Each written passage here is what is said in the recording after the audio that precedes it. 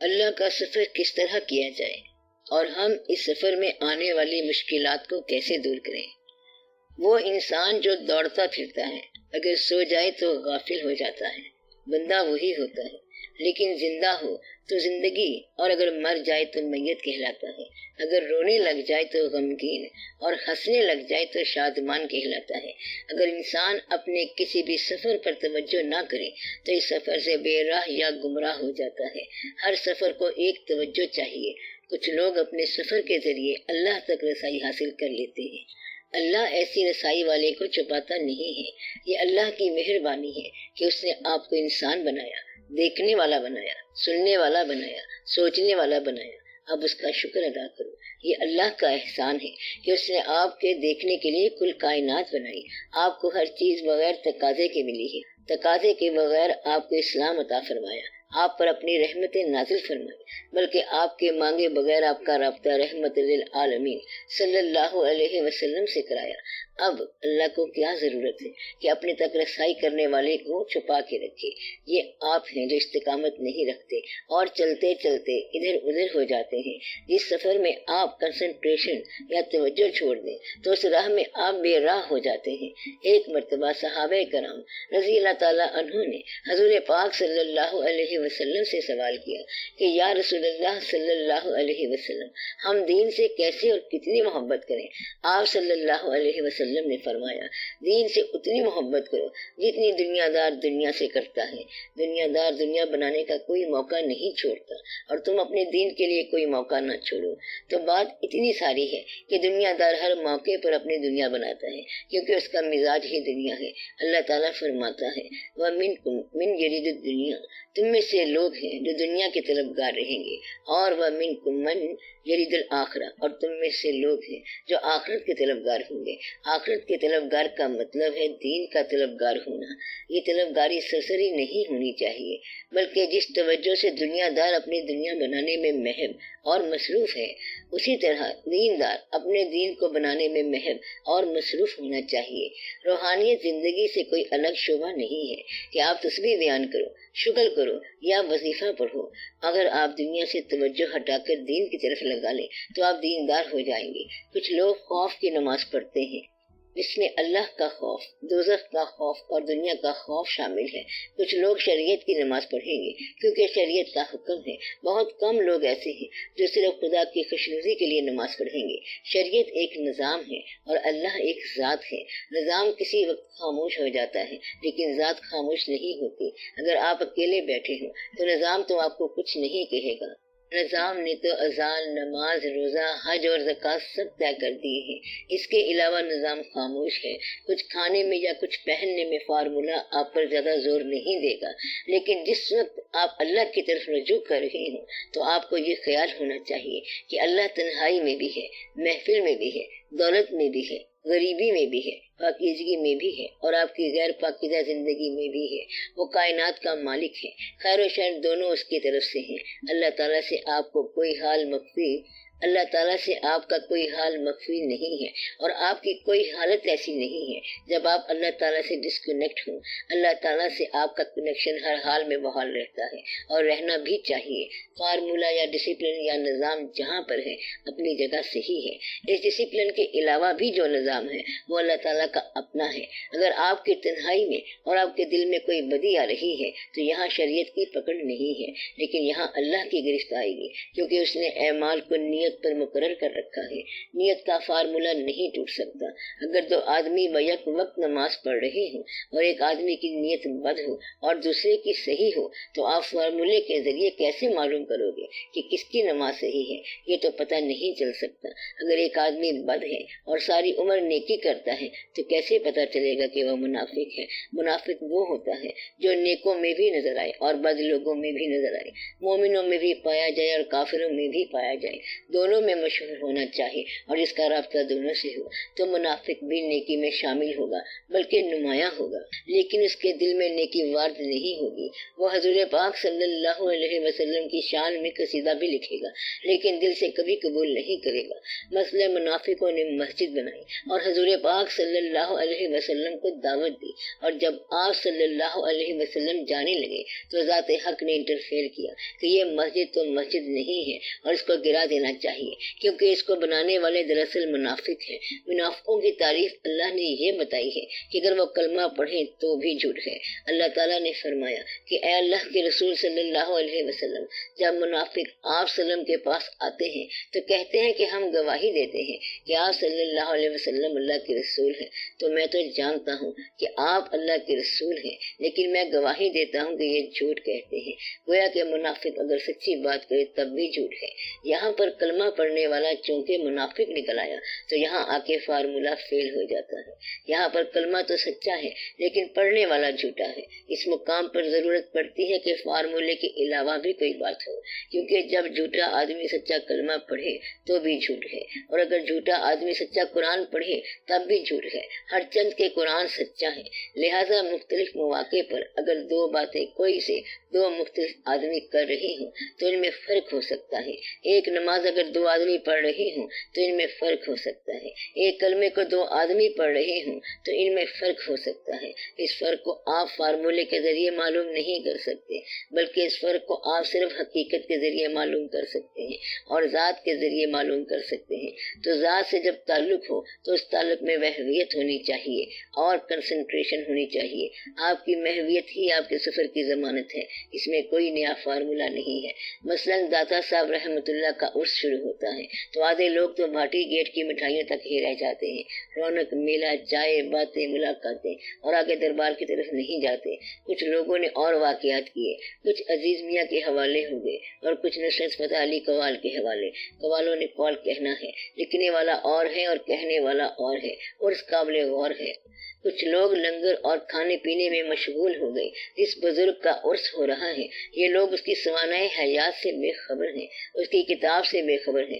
کتنے لوگ ہیں جنہوں نے کشف المحجوب پڑھی ہے اور ان کو داتا صاحب رحمۃ اللہ کی ذات سے تعلق ہے۔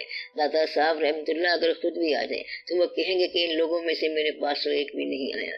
سب لوگ باہر کھڑے نعرے لگا رہے ہوتے ہیں، اس آدمی کے پاس نہیں جاتے جس کا نعرہ لگا رہے ہوتے ہیں، اس کا کلمہ پڑھتے ہیں، اس کے تقرب میں اکثر لوگ نہیں جاتے، جس اللہ کو اللہ کہتے ہیں اس کے پاس اکثر لوگ نہیں جاتے، اس اللہ کے نام پر غریب کو کھانا کوئی نہیں کھلاتا۔ اگر جائز کمائی ہو تو لنگر پکانے سے بہتر کوئی شے نہیں ہے، اس سے بہتر کوئی شے نہیں ہے کہ آپ اپنی جائز کمائی غریبوں کو کھلاتے ہیں۔ یہ تو سخاوت ہے اور اللہ والا کام ہے۔ اگر ناجائز کمائی آپ لنگر کے نام پر لگا رہے ہیں تو پھر اس میں دقت آئے گی اور آپ اس بزرگ کے بتائے ہوئے راستے پر بھی نہیں چلتے جس کام کے لیے وہ تشریف لائے۔ اگر اللہ والے سادہ زندگی گزارتے تھے اور آپ ان کے مزار کو سادگی سے باہر نکال دو تو یہ ان کا منشا کبھی نہیں ہوگا۔ ہوا یہ کہ بعد کے لوگوں نے ہمیشہ پرانے لوگوں کو ان کی زندگی کی طرز سے ہٹا کر ایک نیا حیولہ بنا دیا۔ آج تک کسی نے ایسا نہیں کیا کہ کشف المحجوب کو آسان کر کے ایسا لکھ دے تاکہ بچوں اور بوڑھوں سب کو سمجھ آ سکے کہ داتا صاحب رحمۃ اللہ کی کتاب میں کیا لکھا ہوا ہے۔ اس کتاب کو عام فہم بنانا چاہیے۔ مثلا توحید کا بیان ہے تو یہ سب کو سمجھ آ سکے کہ داتا صاحب رحمۃ اللہ نے اس بارے میں یہ پوائنٹس لکھے ہیں۔ ایک مرتبہ داتا صاحب نے اپنے مرشد سے پوچھا کہ کچھ توحید کے بارے میں فرمائیں۔ ان کے مرشد نے کہا کہ کسی دن بتائیں گے۔ کچھ عرصہ بعد داتا صاحب رحمۃ اللہ اپنے مرشد کے ساتھ حج پر گئے۔ کچھ آدمی اور بھی ساتھ تھے، پیدل چلتے گئے۔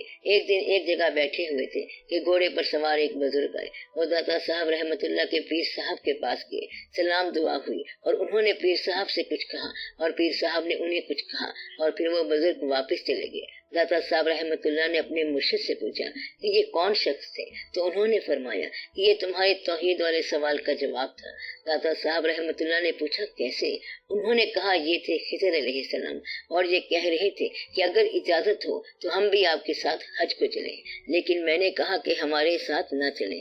انہوں نے کہا کہ اس کی کیا وجہ ہے؟ پیر صاحب نے کہا کہیں ایسا نہ ہو کہ ہم خدا کے خیال کو چھوڑ کر آپ کے خیال میں گم ہو جائیں۔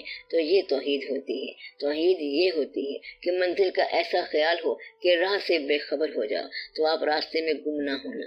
اگر آپ توجہ کریں تو سارا واقعہ ٹھیک ہو جاتا ہے۔ جس طرف آپ جا رہے ہیں اس سمت چلتے جائیں، چلتے جانا ہی منزل ہے۔ اللہ کا سفر ایسا سفر ہے جس کا انجام بھی سفر ہے، آغاز بھی سفر ہے، حاصل بھی سفر ہے۔ اس تلاش میں جس آدمی نے یہ تلاش دی اس کا شکر ادا کرنا چاہیے، کیونکہ یہ تلاش خود ساختہ نہیں ہو سکتی۔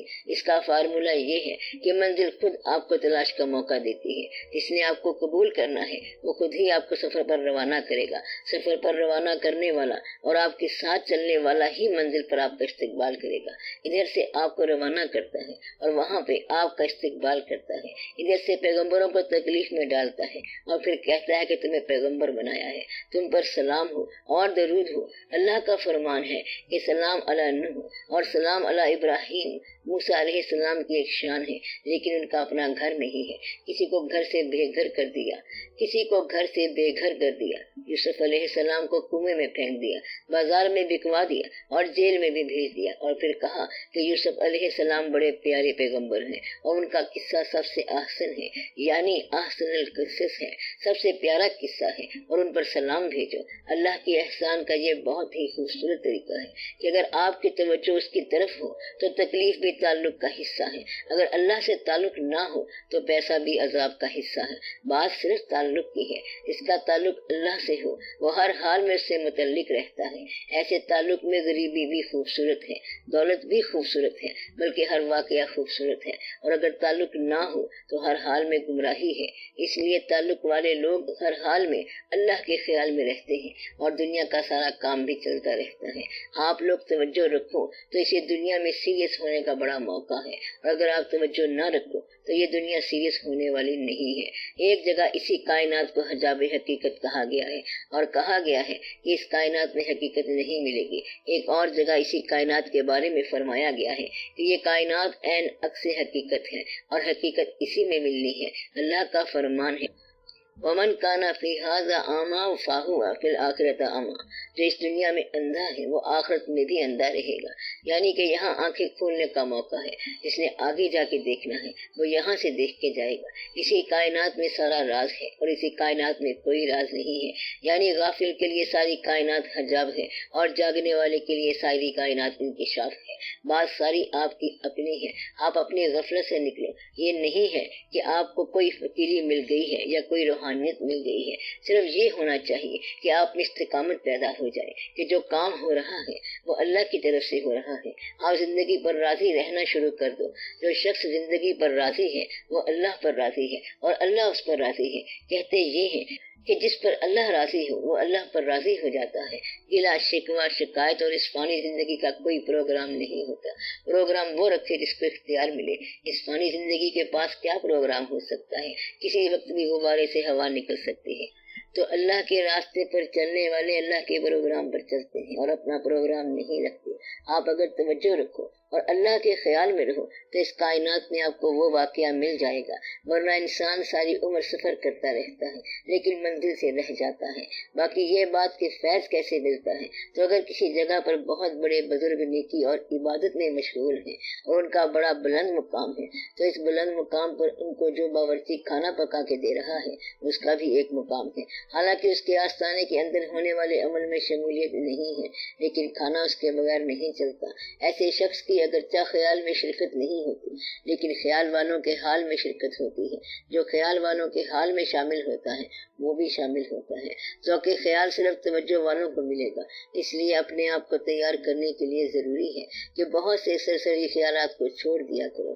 کہتے یہ ہے کہ جو آپ کا آخری سانس کے وقت خیال ہوگا اسی خیال میں آپ اٹھیں گے، تو خیال کو آزاد رکھو، اللہ کی طرف رکھو، پھر آپ کو بات سمجھ آئے گی۔ آپ اپنے خیال کی اصلاح کرو تو اسی کا نام فقیری ہو جاتا ہے۔ یہی آدمی پہنچا ہوا آدمی بن جاتا ہے، یہی آدمی بزرگ ہو جاتا ہے۔ اگر تانبے کے اندر سے کوڑ نکل جائے تو یہی سونا ہے۔ ریت وجود تیرے وچ سونا تے تینوں نظر نہ آوے، ہنجواں دا گت پانی تے ریت مٹی رڑ جاوے۔